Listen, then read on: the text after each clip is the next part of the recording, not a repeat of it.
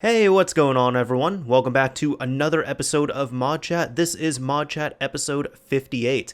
And in case you do not know, I'm your host, Mr. Mario 2011. In case you don't know about ModChat at all, this is a at least monthly podcast series that I like to do, in which I like to find a few topics in the modding scenes that I might find interesting and talk about them on here with you all, and maybe even do a little bit of a show and tell. We might do that for the first time this episode since the reboot. This did kind of restart in a way because it did have a few iterations, but we are strong on the third episode of this official reboot so far. Now, I did mention this is a podcast and it can be found in several different places. First of all, if you're wanting the visual version of this, you can check out my YouTube channel, Mr. Mario 2011, where it is uploaded right there for all of you to view and enjoy. Or if you want to take this on the go and actually listen to it like, I don't know, a real podcast, you can check it out on many different places. It's available on Podbean, Apple Podcasts, Google Podcasts, Spotify, and most other major podcasting platforms. Just fire up one of your favorite platforms or apps, look up ModChat, all one word, and it should be available on there. Now for this episode, I do have a few topics I'm wanting to cover, and one of them will actually be a little bit of fun show and tell, as I said, which is something that I did talk about wanting to do as an example for future episodes of ModChat. So let's go ahead and delve right in. For this first topic here, this isn't directly related to modding. However, I figured I should talk about this, and maybe to see if anybody who is listening to this or watching this might be able to help out a little bit. Again, it's not directly related to modding, but it is something that is impacting everyone, which is COVID-19 or the coronavirus. For anybody who is watching right now or listening, I hope you are safe and sheltered possibly wherever you are. Even if you're not listening, I'm wishing the best for everyone in this, but this is one of those circumstances where this is affecting every single person in the world right now. And whether it's affecting you in a major way or a minor way, it is affecting you. And if it hasn't hit you yet, it is going to hit you in some way, whether that be as big as getting the coronavirus, which I hope nobody gets, or as little as maybe you are wanting a game or a book and it's been delayed coming to your house, because that's been happening as well too. Anyways, I figured I would share this out just to, do what I can with the platform I have here, but this is going to be related to folding at. This will be linked down below in the description of the YouTube upload of this, but this is going to be Folding at Home site, and if you're not clicking that link, you can go to foldingathome.org. And in case you do not know what Folding at Home is, I'm going to do my best to, TLDR it in a way. Now, imagine any type of medical advancement that needs a lot of resources for research and requires a lot of computing power and a lot of hours of computing power. Typically, in a perfect world, this can all be done using a supercomputer. However, supercomputers are expensive, they take up space, they require maintenance, even if you have a supercomputer cluster. Well, Folding at Home ends up kind of bringing that over to the consumer side. So if you have a computer or a server that you want to donate your spare CPU cycles to in a way, you can set up Folding at Home on there, it connects out, and then in that way you are thereby donating your computer's power. So in that way, as opposed to a place having a supercomputer locally available, they're able to use the power and have several different computers around the world, thousands of computers that are running Folding at Home do the work, and they just segment out the work in that way. It's a really great idea. It's nothing new. This was actually available on the PS3. There was a Folding at Home app, and it has been deprecated long ago, but if you wanted to, at one point, the PS3 itself was so powerful that you could download a Folding at Home app, run it on there if you so choose, and you would be able to donate CPU cycles and CPU power and everything to the Folding at Home project using a consumer grade PS3. And we know about this as well too, because there is, of course, a few different supercomputer clusters that were out there, and some of them might still be running, but point is, there has been supercomputer clusters that have been made using PlayStation 3 systems. So now that I've kind of talked about folding at home here, this is where I wanted to show this article. Again, coronavirus, what we're doing, and how you can help in simple terms. And I'm going to have this again linked in the description, but the TLDR of this is we're simulating the dynamics of COVID-19 proteins to hunt for new therapeutic opportunities. Scroll to the bottom of the page to see a list of ways you can help. And here there is a description of what is going on with this, but one of the first options here is downloading Folding at Home and helping us run simulations in the primary way to contribute. These calculations are enormous, and every little bit helps. Each simulation you run is like buying a lottery ticket. The more tickets we buy, the better our chances of hitting the jackpot. Usually, your computer will never be idle, but we've had such an enthusiastic response to our COVID-19 work that you will see some intermittent downtime as we sprint to set up more simulations. Please be patient with us. There's a lot of valuable science to be done, and we're getting it running as quickly as we can. There's also two other options. One of them is you can make donations through the Washington University in St. Louis if you want to participate, but you don't want to donate any of your computer's power or server's power, but you still want to make a monetary donation towards research fighting COVID-19 and the coronavirus. And the last thing on here, which I have talked about, is just staying clean. Just the least you can do is wash your damn hands. Just wash your damn hands, people. It's not hard. Anyways, I'm just doing whatever I can to signal boost this here on the podcast because some people might be doing it and some people might not even know about it. And I'm sure there are people watching this who have capable rigs, capable servers at home.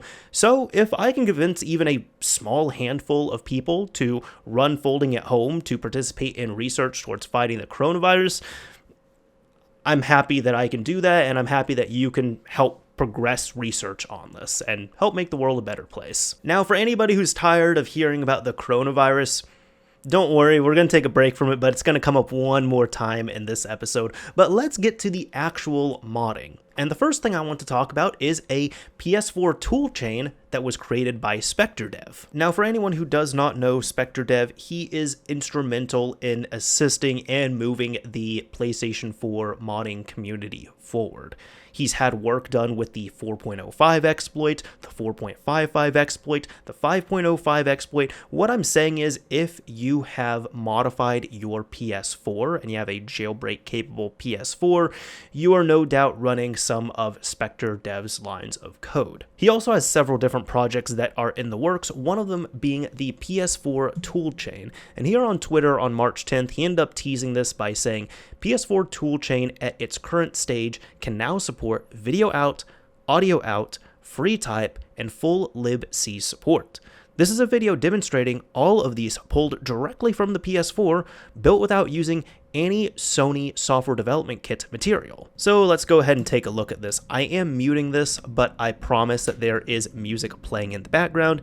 As you can see, this is Payload Loader by Spectre. It has a local IP address on here over port 9030, and it says executing payload here, executing payload, executed, and there's just payloads that are being run and executed on here. So a simple program, but a program nonetheless, and the big thing is with this is that it's been built by the PS4 toolchain that is currently in development without using any type of Sony code, which is big and important for the community here. Now, in addition to that, he's also said header is PNG, other text is free type, and audio is a signed 16-bit PCM wave. Now, Wololo had ended up asking here, this is still in a private repo, correct? Or am I just blind? And to this, Spectre ended up saying, still need a few things up and stable before public release, but it's not too far away. So this is just something exciting to look forward to, and very much a thing of when it's ready, it's ready. It's one of those things where I know people like to meme on the PS4 community and say, oh, the modding community on here is dead, but no, it really isn't. There's a lot of stuff being worked on in the background to really have a solid initial release. They don't just want to release little things and bits and pieces and such. And I believe it was Spectre before who even spoke about the 5.05 jailbreak, and that's been the main point of contingency, where people have said, hey, why don't we get a exploit on a newer firmware? And Spectre had essentially said, we need to build up 5.05 first. We have released in quick succession 4.05, 4.55, 5.05, and there was really nothing of significance that came out of them. So we need to really work on solidifying 5.05, building up all the toolkits, building up everything as best as we can, so this way 5.05 can be a kick-ass firmware to be on, and it will have everything we need. And then once we have an extremely solid foundation, you work on getting that ported towards higher firmwares. But speaking of higher firmwares, there's something I want to talk about here as well too, from TheFloW of all people. In case you don't know who TheFloW is, you might not follow the PS Vita community specifically, and he's done work all over the place, but in case you don't know, he has done a lot of work for the PlayStation Vita community. On Twitter, same day, on March 10th, he ended up saying, "Somebody want to donate me a 6.20 firmware PS4?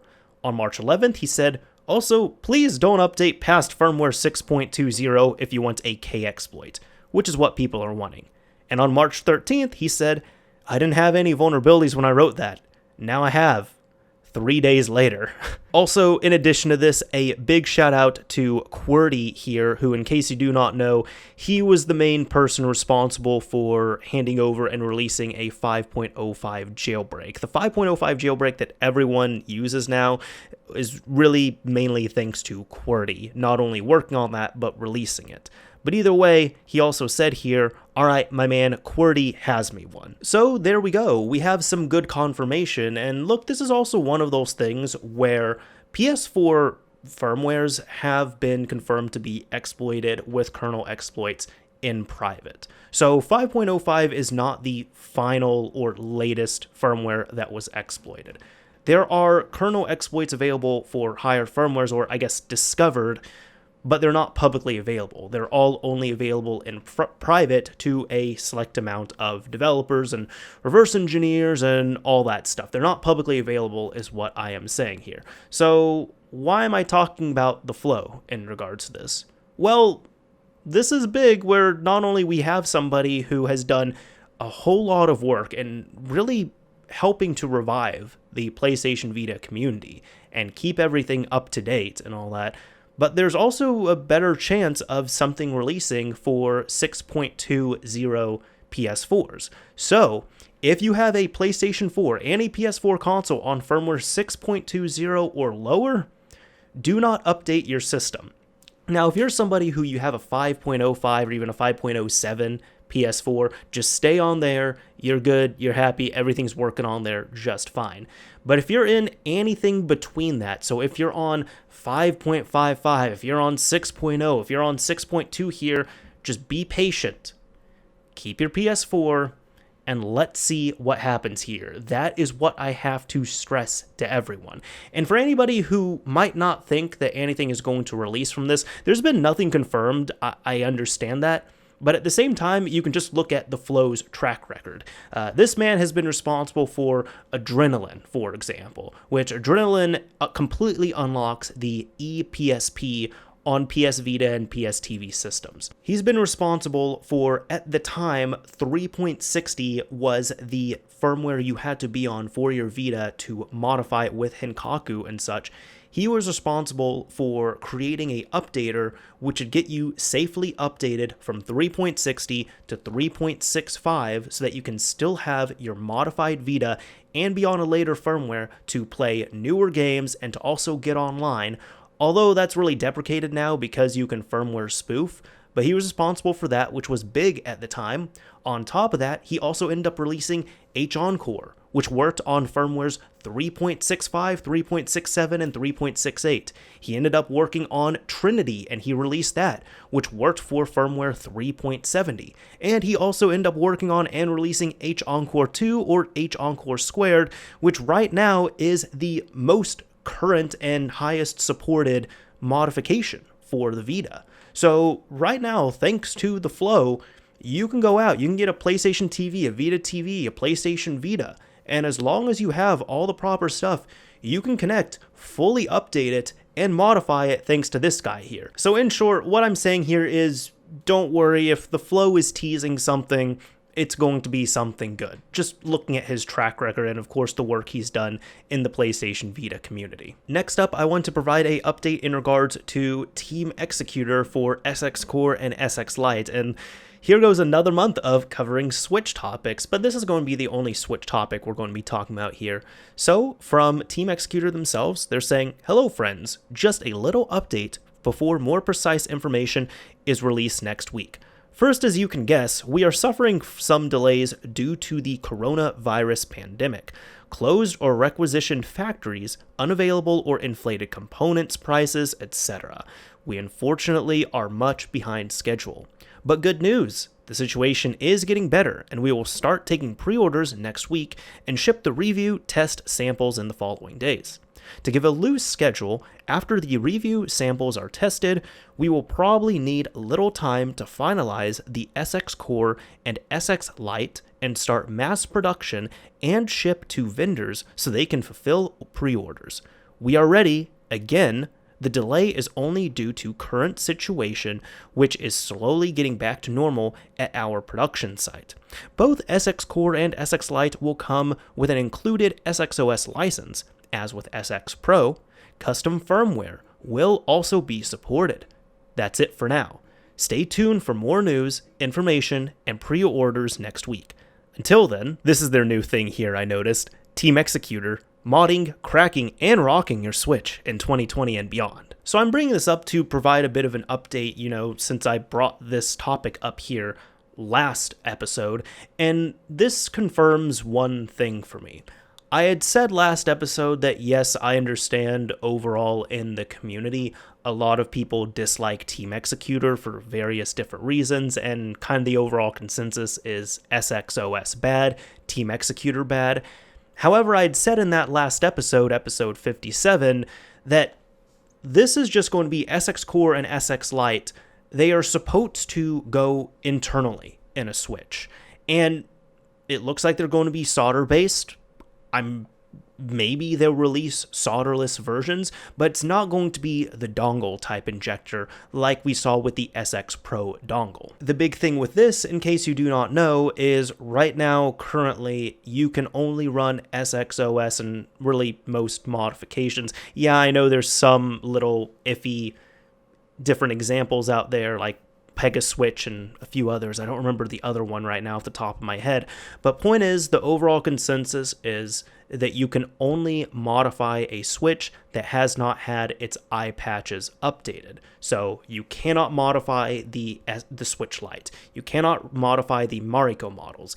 And after a certain manufacture date, you cannot modify those switches. So you have to look for a Switch which was produced prior to, let's say, June or July of 2018, which isn't that hard to find, but still, there are a lot of Switches out there that are not exploitable. Now, yes, this is mainly for SXOS. This is going to be a device that you install in, a Switch Lite such as one of these right here, and then you'll be able to run SXOS, but it was mentioning there, custom firmware will also be supported, and that's what I said last episode. I said that, yeah, this is probably going to be reverse engineered shortly after it's released, and there's going to be open source versions of this internal payload injector. That's what I'm going to call it here. But I'm sure there's going to be open source reverse engineered solutions for this, but if you are impatient, you can purchase one of these. You'll then end up purchasing a SXOS license, so you'll be able to use SXOS. But this confirms what I was thinking, where I said other payloads can be run on this, and I'm sure there's going to be options that will allow you to reflash this with a different payload or load up other payloads, and then you can boot up another custom firmware, mainly Atmosphere, because you're really going to be using Atmosphere with a bunch of different patches thrown in, or you're going to be using SXOS, which is... Okay, I'm going to meme a little bit. It's pretty much Atmosphere just rebranded with XCI loading and some USB stuff, so a few other things. But either way, this does confirm what I was thinking in the last episode. The downside to this, though, this news article was posted March 13th, and by the time this video is going out, it's going to be April 1st. Now, I am recording it a little bit before then, but it is long after next week, and we haven't heard any update, so I think it's safe to say that the coronavirus is impacting production more than Team Xecuter would like to admit here. So let's talk about some PS3 news, because there's been another big development in the PS3 scene. Now, this is from one of the team members of PS3 Exploit, and this article was posted on PSX Place by the owner STL Cards WS, and it's called Introducing the PS3 Toolset by bguerville, a powerful collection of tools fueled by new PS3 exploit. Now, as the article says here, you may recall a recent article revealing a few exclusive screenshots of bguerville's latest project. Now the time has come to introduce the next evolution in PS3 jailbreaking solutions. The PlayStation 3 Toolset by bguerville is a new suite of tools built upon new PS3 exploitation framework and fueled by a new exploit discovered on the PS3 by the developer. The new exploit and the toolset project as a whole is compatible with all PS3 models running 4.82 through 4.85 official firmware, hybrid firmware, custom firmware. Now, the big thing I noticed with this is that it was mentioned OFW, HFW, CFW, and there was no specific mention of saying for 4.84 or 4.85, you have to be on a hybrid firmware. And this, to me, does confirm that this is indeed using a new exploit. For anybody who does not know, using Team PS3 Exploits tools, previously they were working on PS3 firmware 4.82, and they were WebKit based. And then that was patched in firmware 4.83. However, on 4.84 as well as 4.85, what they ended up doing was they created something called a hybrid firmware, which was a mostly stock firmware. In short, depending on which one you use, I'll use 4.85 in this case, it was firmware 4.85 with the WebKit from 4.82 integrated into it. So you were using a up-to-date firmware with a outdated WebKit, so that way you could still use their tools and such. However, this has been confirmed to work on official firmware and custom firmware, which many custom firmwares are not going to have the 4.82 WebKit integrated within them. So that's why this is really big. Also, it's a really cool tool, and let's get into some show and tell. We can just check it out right here. So just to show this here, I am going to be running this on my 4.85 HFW super slim PS3, so I'm not going to have the full access to the tool set here, unfortunately. However, what we can do is go over to, let's see, PS3 Exploit Home, and this is just a system that has the latest PS3 HIN on it. It's going to take me here to the PS3 Exploit website, and if we go up here to BG Toolset, we can go to the main site. Now, just as a heads up, you'd also need to go into your tools here. You need to make sure cookies are allowed. You need to make sure JavaScript is allowed. And before the first time you run this, I would also recommend deleting cookies, deleting search history, deleting cache, deleting authentication information, just so you have as much of a clean base of a browser as you can on here. Either way, I have run this exactly one time prior on this system, just so I can have, some of the things cached in regards to the toolset. But what I'm going to do is go over to BG Toolset, main site, and sometimes it may take a few tries to load. And here's the other thing. When it says, do you want to run the plugin, you need to say yes to this. And now we just need to wait here. You might have heard my PS3 beep, and it says exploit initialization complete. Toolset ready.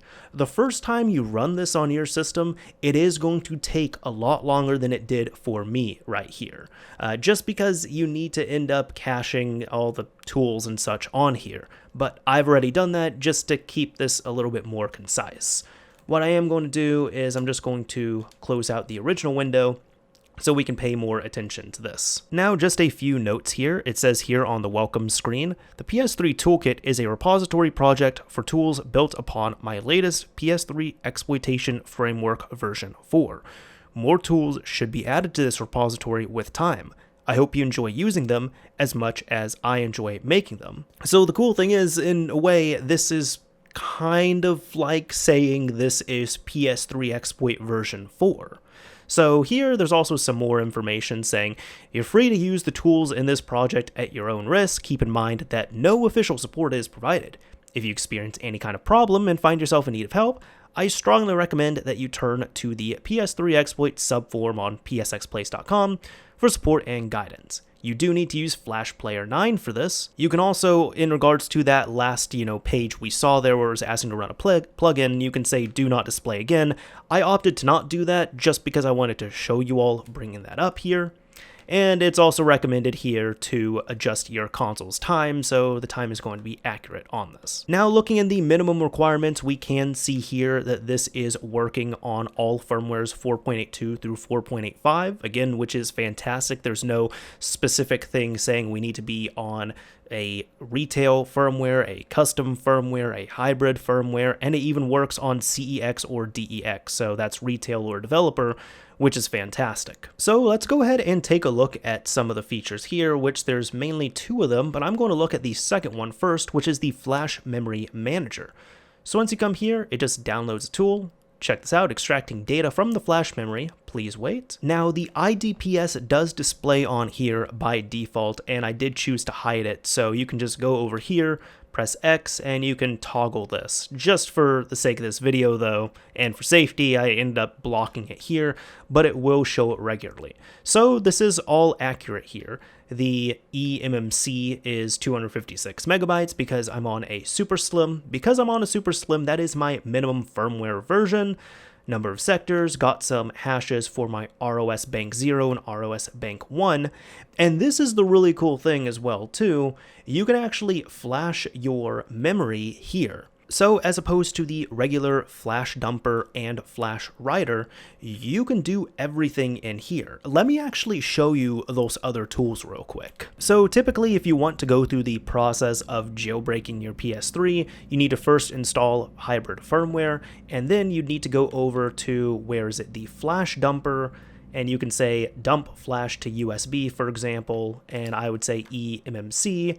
You press OK right there, and here you need to select everything, initialize, and then you need to dump to whatever device you're dumping to.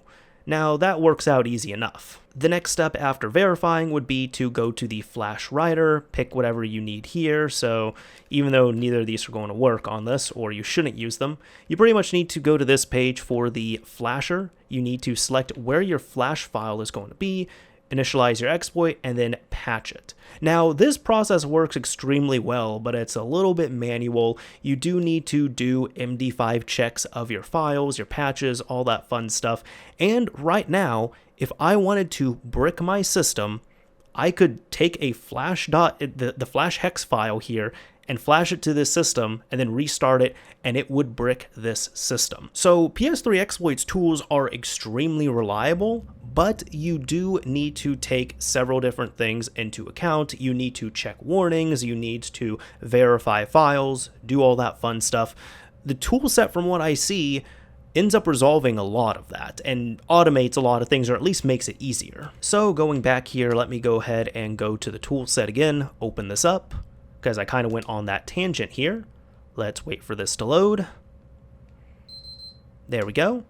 Alright, so I'll come over here. Just for the view, I want to do maximum size on this. So again, if we come here to the Flash Memory Manager, one nice thing is right here, I can come in, and if I want to modify my PS3, first of all, I don't even need to install hybrid firmware. I can just do this, I can update my system to 4.85 and start doing this immediately. So I can come right here, go to Flash Memory, save Flash Memory Backup, and here I just need to select where it's going to be. So let me go into dev USB or dev HDD0. I will put it in the package directory, why not? And I'll hit save. And I have never dumped a NAND or eMMC using this. So let's just see about how long this is going to take. And wow, that's actually dumping pretty fast so far. My only experience has been I have another system. I have a PS3 3000 model, which is also using PS3 HIN, and that has a 16 megabyte flash on it, and it took like 5-6 seconds, something like that, to dump. So let's just go ahead and wait for this to finish. And we're almost done. Let's see, this is Wow, this is record time right here. So it took exactly 1 minute 35 seconds to end up dumping my onboard flash from the Super Slim onto the local hard drive itself. Now I can close this, I can also go over to the log, and it shows all the log right here if I want to check that out. That's really awesome, that's fast. So that's about all I can do on here, but then if I wanted to modify my system, I'd be able to, of course, dump the memory there, and then it'd be encouraged to check your dump that way on a computer using PS3 checker. Assuming everything is fine right there, you could then flash your memory patch, allowing you to modify the system. Once that's flashed, you can then dump the memory one more time, check that again, and then you'd be able to restart your system and install a custom firmware on here. So it would just make it a lot easier and, dare I say, even faster on this. One nice thing I also like is right here, there is FMM strict mode on. And this is really important, so this is going to idiot-proof this for a lot of people. And this is actually explained down here in tips. Always keep FMM strict mode on. Strict mode off is only for developers wishing to use their own custom patches. Strict mode off will let you patch the flash memory with any file, regardless of its detected validity. You have been warned. So that's another thing as well too, when you're doing this, you'll even be able to verify the file itself that you're flashing over, which is really cool. So this is just going to make everything super dummy proof on here. And really, if this is used going forward to modify and jailbreak PS3s, if you end up messing up your system, it is 150% your fault. This tool is really great so far. So I can't go any further because of the system I'm on, plus I really don't want to brick this, but you can also go to the memory editor here. So let's check this out. Here it's just going to do its magic for a bit, mapping SPRX modules segments. Please wait. Let's see about how long this is going to take. I haven't tried this on the Super Slim at all. Oh, it's done. I also like the trophy sounds that it has in the background. I'm not sure if you all can hear them, but right here you have a live memory editor that you can do everything on just within the browser itself. This is really cool. So I don't know all too much on this, but let's go like Silk WebKit, for example. I'll hit go to, and here we go. And if you want to check anything else, like how about, oh yeah, lib mp3 dec, checking this one out here. There you go. So this is going to be a lot more viable to other people who are going to know what they're doing with this as opposed to myself. But this is really cool being able to edit the memory and view it in real time here on the browser. Well, maybe not specifically real time, but you understand what I mean. So those are the two features that you have here. Another one is the logs. And this isn't directly a feature, it's more just logs, or actually, I take that back. If you come over here, you can enable debugging over UDP, and it gives you this port.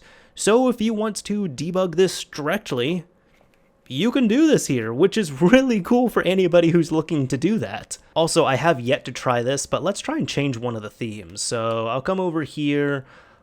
How about hot sneaks? I don't know what that is. Let's see what this is going to be. Is it taking it? There we go. Oh, okay, that's interesting. All right. So this is about how it looks. Cool. So there we go. That is just a very quick look at PS3 Toolset. Awesome job so far. This is really awesome to see. I do want to try to jailbreak a PS3 from scratch and see how good this is going to be. Right now, I know on PS3 Exploit site, they still have all the other tools available, but I can totally foresee them pushing this as the mainstay and really making this the tool set that you should be using going forward here in the near future. Now, for anybody who might be a PS3 Hin user who is wondering about this as well, I do want to note on here, as STL Cards WS said, note that the PS3 toolset does not feature PS3 Hin.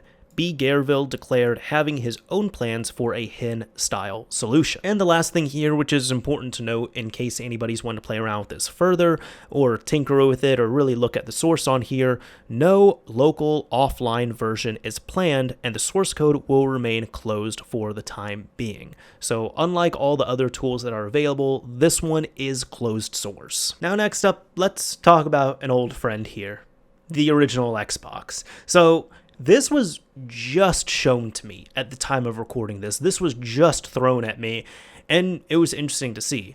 Now, going back a little bit, this has probably been at least a couple years at this point. There was a Homebrew Xbox Live project that was being created.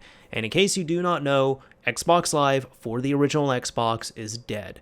Xbox Live for original Xbox games is dead, meaning that you cannot officially play online with an original Xbox console or on an Xbox 360, original Xbox games that have Xbox Live compatibility, and the same thing on an Xbox One. Yes, you can play original Xbox games on there, but if they have Xbox Live compatibility, it has either been disabled in the case of the Xbox One, or on the Xbox 360 and original Xbox, you just can't access because the service itself has been deprecated. This was years and years ago that this ended up happening.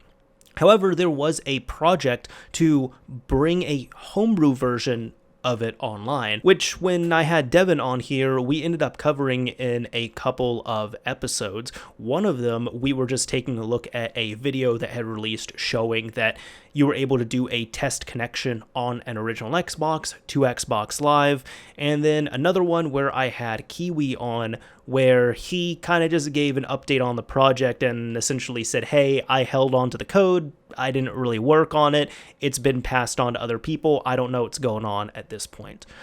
So imagine my surprise when I ended up seeing this right here. This is Noble Live, the ultimate homebrew original Xbox Live replacement, and there's only 2 articles on this right now, and since they're short enough, we're going to look at the both of them. Now, this was posted on March 27th. Welcome to Noble Live, the ultimate homebrew original Xbox Live replacement.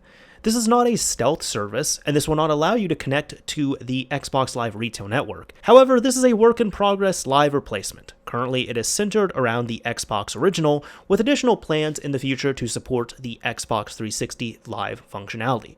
You can also find a repository with the source code available at this location. Warning, this is by no means complete, and there is zero guarantee that I, myself, or the team will get the Xbox Live service running. We will try our best. For those interested in contributing to the project, please join the Xbox Live Homebrew Discord. And of course, there are links here for the Discord and the GitHub. Now, this was the interesting piece to me that got thrown across my desk. Xbox Live Max Revival demonstration posted on March 28th. This is a work-in-progress video demonstrating the efforts to revive the machine account creation service for the original Xbox Live. If you are interested in contributing to the project, please join the Noble Live Discord and contact one of our developers today, and there's a GitHub link as well as a Discord link. Now let's take a look at this video. So looking at the video, this is only 44 seconds, it's going to be a quick watch, and unfortunately there's not all too much that is happening, at least visually. I can kind of explain what's going on here, but in the background, you have the source code for the project that is running within Visual Studio. On the left, you have the original Xbox dashboard running within an emulator, and on the right, you have the Xbox Live Max server service running here. So let's go ahead and run this. They're in network settings, they're going to connection, the cable is detected as connected, we are seeing auto detecting right here. So let's give this a few seconds. I'll kind of scroll through the video because this does take some time.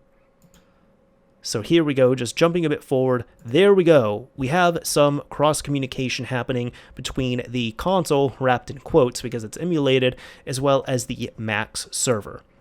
So it goes next to auto-detecting here, and unfortunately that's the last step that we see within this video itself.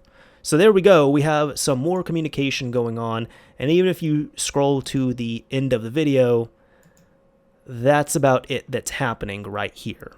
So we have some progress with Max that's going on, which is really cool. So it looks like the main person who is working on this is a user by the name of ZZVertigo, and if you're interested in checking out and following this project, I will have the Noble Live link down below in the description of the YouTube upload. So at the end of these episodes of ModChat, I'd like to see if I can continue doing this going forward. I'd like to pick something that I've seen that might just be really cool or lighthearted or funny, and it could either be directly related to modding or it can be something that is just really cool that I think modders would enjoy checking out. And for this episode, I have two instances like this. I guess I could save one for the next episode, but why bother doing that? I'll entertain you all with two of them for the end of this episode.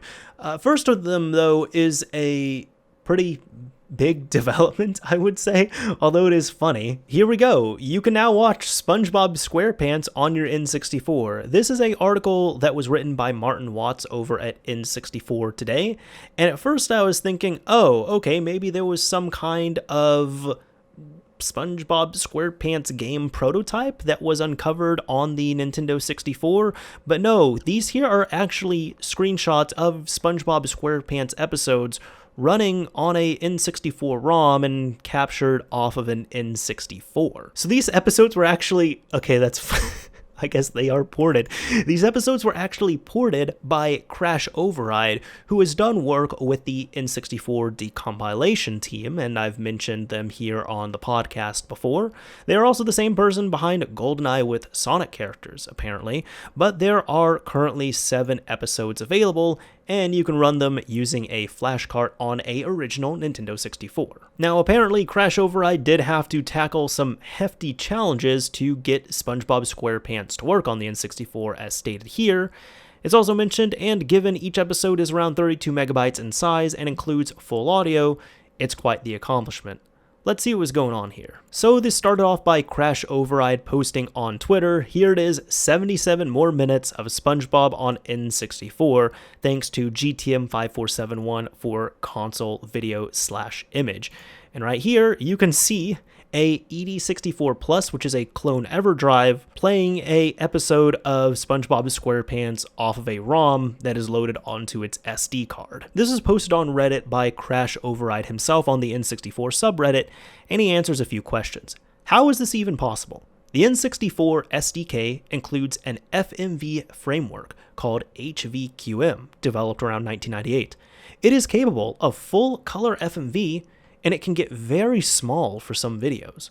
Was it hard to do? Did it take very long creating this? Answering both in one question. The HVQM2 Inc. encoder is absolute dog shit. It is very slow, and I'm rocking a Core i7. It also has a weird frame limit of around 1500 frames. As a result, the video was encoded at 10 FPS in 7 parts. Then I used a Python script made by ZoinKitty to merge the parts together into one HVQM file. Then I compiled it with the pre-made sample code. Encoding took around an hour in total. Why are there 2 files in the zipped download? There are 2 frame buffer options in the encoder, 16-bit RGBA and 32-bit RGBA.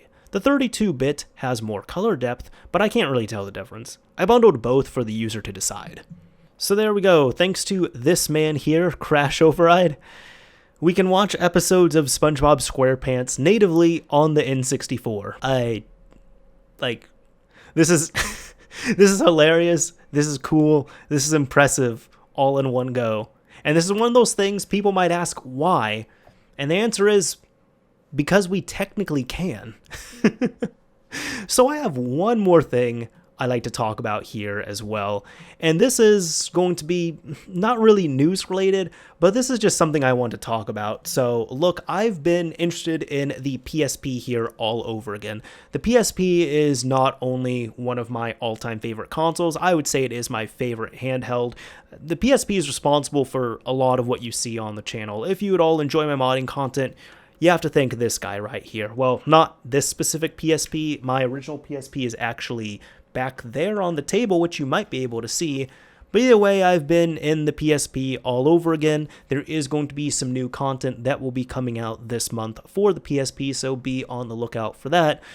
But upon looking up a few things, I was needing a screenshot of the PSP XMB.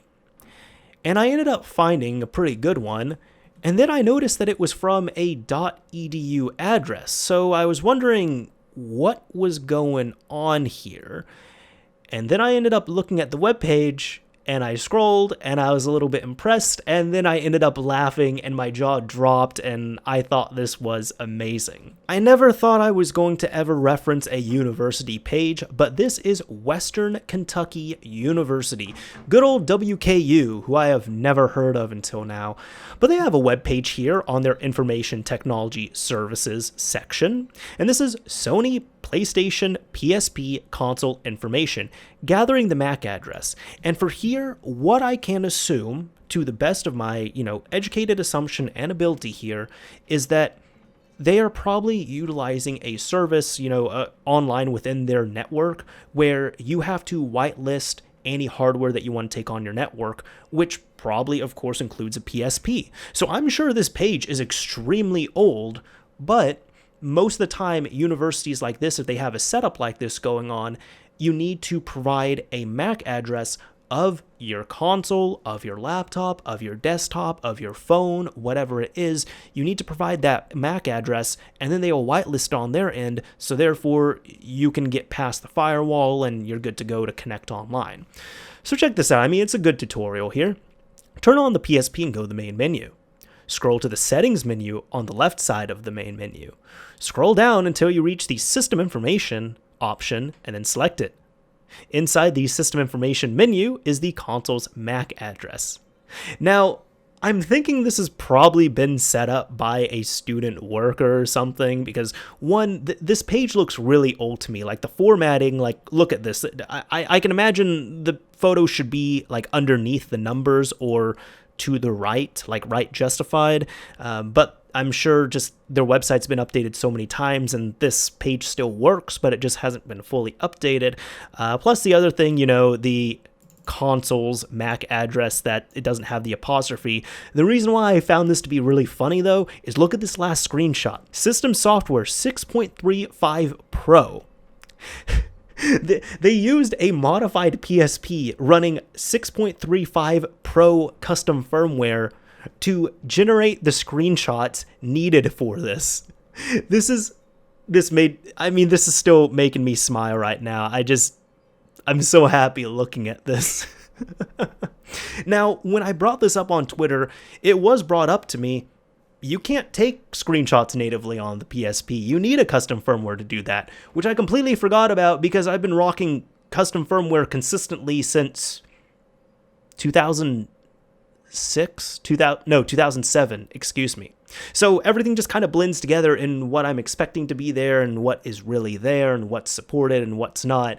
But either way, so I understand it's a lot better than, just taking a screenshot of the PSP screen itself here. Not screenshot, but taking a horrible grainy photo and cropping it of the PSP screen. This looks infinitely better, but I just find that so funny.